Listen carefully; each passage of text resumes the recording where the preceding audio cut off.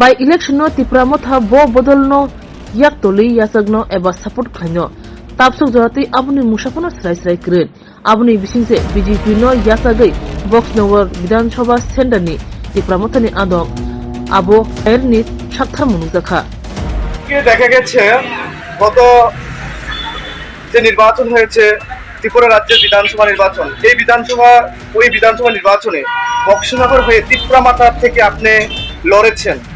এই বছর আবার এই বক্সনগর কেন্দ্রে উপভোট হতে চলছে, কিন্তু এই উপভোটে বিজেপি এবং সিপিএম থেকে প্রার্থী করা হয়েছে, কিন্তু দেখা গেছে আপনাকে প্রার্থীর সেই তালিকায় বা আপনাদের ত্রিপুরামাতা থেকে কোনো প্রার্থী করা হয়নি। এই বিষয়ে কি বলবেন? দেখুন, প্রথমত বক্সনগরে 2023 বিধানসভা নির্বাচনে আমাকে ত্রিপুরামাতা দল থেকে মহারাজা প্রদ্যুৎ বিক্রম মানিকের নেতৃত্বে আমাকে প্রার্থী বানিয়েছে। এর জন্য আমি ওনার কাছে অত্যন্ত চির কৃতজ্ঞ আমি যে উনি আমাকে প্রার্থীর যোগ্য মনে করেছেন। এখন এই উপনির্বাচনে আচানক আমাদের এমএলএ সাহেবের মৃত্যুর কারণে, যেটা আমরা কোনো সময়ই কামনা করিনি, আমরা ভাবিও নি, দুঃখজনকভাবে ওনার মৃত্যু হয়েছে, যার জন্য এখন উপনির্বাচন চলছে। এই উপনির্বাচনে স্বাভাবিকভাবেই ত্রিপুরামাতা প্রার্থী নেই। এখানে বিজেপি ভার্সেস সিপিআইএম পার্টি ইতিমধ্যেই পার্টির স্ট্যান্ড ক্লিয়ার করবে, জনগণের স্বার্থেই করবে, ত্রিপুরা রাজ্যের জনগণের কথা ভেবে চিন্তেই করবে আমি আশা করি। তারপরেও আমি রাজনীতির ঊর্ধ্বে উঠে আমাদের বক্সনগরের আধুনিক ব্যবস্থা বা ইনফ্রাস্ট্রাকচারের স্বার্থে, ধনপুরের আধুনিক ব্যবস্থা ইনফ্রাস্ট্রাকচারের স্বার্থে আমি বর্তমানে, যেহেতু রাজ্যে বিজেপি সরকার, কেন্দ্রে বিজেপি সরকার, স্বাভাবিকভাবেই আমি চাই 2023-এ মানুষ ভোট দিয়েছিল সরকারকে পাল্টানোর জন্য, অনেক পরিকল্পনা ছিল, দেখা গেছে যে বিজেপি সরকার রিটার্ন এসেছে।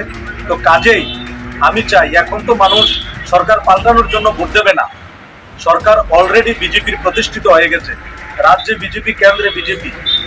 তো স্বাভাবিকভাবে এই এলাকার উন্নয়নের ধারাকে অব্যাহত রাখার জন্য, বিশেষ করে সংখ্যালঘু মুসলমানের আধুনিক ইনফ্রাস্ট্রাকচারের জন্য, তাদের আধুনিক স্কুল কলেজ পরিকাঠামো ঠিক করবার জন্য, মুসলমানের ছেলে মেয়ে কিভাবে অফিসার হবে, এগুলির স্বার্থে, বিশেষ করে মুসলিম অধ্যুষিত এলাকা বক্সনগর এবং পাশাপাশি ধনপুরও অনেক মুসলমান এখানে বাস করে, আমি আমাদের মুসলমান ভাইদেরকে, বোনদেরকে, মায়েদেরকে আপিল করছি যে রাজ্যে বিজেপি সরকার, কেন্দ্রে বিজেপি সরকার এই উন্নয়নের ধারাতে, মুখ্য ধারাতে সামিল হওয়ার জন্য বক্সনগরের বাসী, ধনপুরবাসীকে বিপুল ভোটে আমাদের বক্সনগরের বিজেপি ক্যান্ডিডেট, ধনপুরের বিজেপি ক্যান্ডিডেট, তাদেরকে পাস করালে তারা অ্যাসেম্বলিতে যাবেন, এতে করে বক্সনগরের বিকাশ হবে, ধনপুরের বিকাশ হবে, গোটা ত্রিপুরা রাজ্যের মুসলমানের বিকাশ হবে।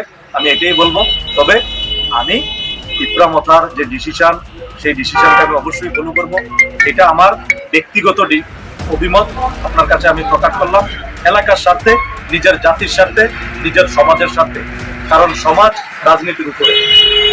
আপনার এই যে বিধানসভা কেন্দ্রে, বক্সনগর বিধানসভা কেন্দ্রে, এই বক্সনগর বিধানসভা কেন্দ্রে ত্রিপুরামাতার যারা উপজাতি আছে, কত হাজার ভোট আছে এবং আপনি কতটুকু কাভার করতে পেরেছেন? আপনি এবারের যে ভোট, এবারের যে উপনির্বাচন, এই উপনির্বাচনে আপনার যে কর্মীরা আছে তাদেরকে কি উদ্দেশ্যে কি বলবেন তাদের উদ্দেশ্যে? আমার এখানে আমাদের জনজাতি ভোটার প্রায় 2800 ভোট। স্বাভাবিকভাবে ওনারা আমাকে খুব ভালোবেসে আমাকে সমস্ত জনজাতি ভোটে আমাকে লিড দিয়েছে, আমি লিড পেয়েছি আমাদের জনজাতি ভোট। এখন পার্টির ডিসিশন অনুসারেই তারা চলবে, আমিও পার্টির ডিসিশন অনুসারে চলবো। আমি আমার ব্যক্তিগত অভিমত প্রকাশ করেছি, তাদের সঙ্গে কথা বলার পর বা পার্টির হাইকমান্ড যে ডিসিশন নেয়, তখন আমি সেটাকে অবশ্যই আপনার সামনে বলবো। এবারের যে উপনির্বাচন, এই উপনির্বাচনে বক্সনগর থেকে যে প্রার্থী হয়েছেন, ওনার সম্পর্কে কি বলবেন? উনি কি এবার সিপিএম এর প্রার্থীর সাথে লড়ে কতটুকু ভোটে জয়ী হতে পারে, সেই উদ্দেশ্যে একটু যদি বলেন। দেখুন, এটা স্বাভাবিক কথা, যেহেতু কেন্দ্রে বিজেপি সরকার, রাজ্যে বিজেপি সরকার, সিপিএম ত্রিপুরা রাজ্য থেকে নিশ্চিহ্ন হয়ে গেছে। শুধু বক্সনগর সিপিএম এর একটা অবস্থান ছিল, ধনপুর তো বিধানসভা নির্বাচনে প্রতিমা ভৌমিকের নেতৃত্বেই শেষ হয়ে গেছে। এখন আমি এটাই বলবো, সোনামুড়া সাব ডিভিশন থেকে টোটালি সিপিএম বিদায় নিচ্ছে। তো সেখানে ক্যান্ডিডেট, ধনপুরের ক্যান্ডিডেট হোক আর বক্সনগরের ক্যান্ডিডেট হোক, এখান থেকে সিপিএম বিদায় নিচ্ছে এবং তারা বিজয়ী হচ্ছে, এটাই বলবো। গত 25 বছর বক্সনগরে সিপিএম ক্ষমতায় ছিল, বক্সনগরে বিশেষ করে, কিন্তু তাদের যে উন্নয়ন, কতটুকু উন্নয়ন হয়েছে আপনি মনে করেন? দেখুন, সিপিএম গরিব শব্দকে বেশি ব্যবহার করে, শোষিত, বঞ্চিত, লাঞ্ছিত, কিন্তু আমরা এখনো শোষিত, এখনো বঞ্চিত, এখনো লাঞ্ছিত। বিশেষ করে আমরা মুসলমানেরা, মুসলমানদের জন্য কিছুই করিনি। এখন বর্তমানে মুসলমানদের জন্য যেহেতু বিজেপি একটু স্টেপ নিয়েছে, ভালোভাবে স্টেপ নিয়েছে, লালকিল্লা থেকেও নরেন্দ্র মোদী বলেছেন যে মুসলমানের জন্য কিছু করবে, বা কিছু দেখা যাচ্ছে যে যে স্কিম, সেটা হোক কিষাণ নিধি যোজনা হোক, উজ্জ্বলা যোজনা হোক, বা আরো আয়ুষ্মান হোক, এগুলি আমাদের বক্সনগরে মুসলিম অধ্যুষিত এলাকা, তারপরেও মুসলমানের এগুলি পাচ্ছে। এখানে যাই বারবার সিপিএম এর এমএলএ পাস হওয়ার পরেও, তারপরেও এই ছোটখাটো যে ব্যবস্থা, ছোটখাটো সরকারের যে অনুদান, এগুলি মুসলিমরা পাচ্ছে। হয়তো বা ভবিষ্যতে আমাদের যে বক্সনগরের ক্যান্ডিডেট যদি পাস হয়ে যেতে পারে, এখানে মুসলমানেরা আরো বেশি লাভার্থী হবে, আমি কামনা করি। আর আমি বর্তমানে এখানে আপনার সামনে, যেহেতু আমি রাস্তা দিয়ে যাচ্ছিলাম, আপনি আমাকে এখানে প্রশ্ন করেছেন, আমি আমার সবগুলি ব্যক্তিগত অভিমত প্রকাশ করছি। এখানে আমার পার্টি কোনো অভিমত নেই, পার্টির অভিমত পার্টির সঙ্গে যখন কথা হবে তখন আমি জানাবো। এটা আমার এলাকার স্বার্থে, আমার ব্যক্তিগত রায়, বক্সনগরের স্বার্থে, কারণ বক্সনগরবাসী আমার কাছে যে কোনো পার্টি থেকে বড়। Thank you.